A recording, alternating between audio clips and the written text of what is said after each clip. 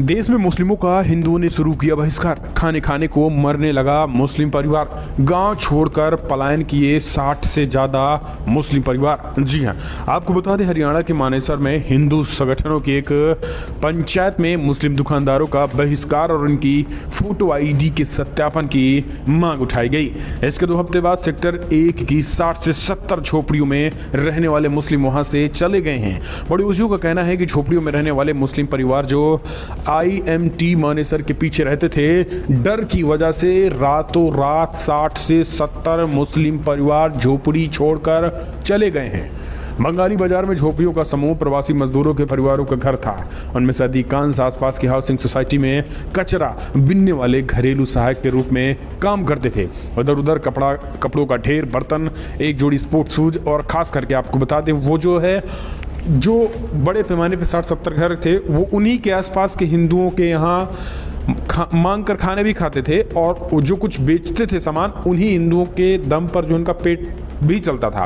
लेकिन आपको बता दें जिस तरीके से नुपुर शर्मा के आड़ में कन्हैयालाल की गला रेत कर हत्या कर दी गई थी उसके बाद से ही मुस्लिमों नाराज हिंदुओं ने जो है वो मानेसर में मुस्लिमों को पूरी तरीके से बहिष्कार का ऐलान किया था और कहा था कि हम इन मुसलमानों की दुकानों से न कुछ खरीदेंगे, न ही कुछ बेचेंगे और ना ही किसी तरीके से इनका समर्थन करेंगे, आर्थिक से लेकर राजनीतिक से लेकर तमाम मुद्दों पर।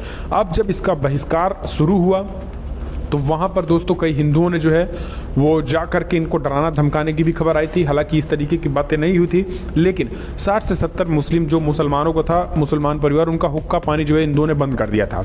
हुक्का पानी का मतलब ना तो उनको कुछ भीख देना था, ना तो उनकी दुकानों से कुछ खरीदना था, उनको एक तरीके से बायकॉट कर दिया गया था। उसका परिणाम ये हुआ कि वो खाने के मोहताज हो गए, यानी जो खाने हिंदुओं के जरिए पेट भरता था वो खाने को मोहताज हो गए और रातों रात जो है वो 60 से 70 झोपड़ियों में रहने वाले मुस्लिम परिवार जो है वहाँ से चले गए।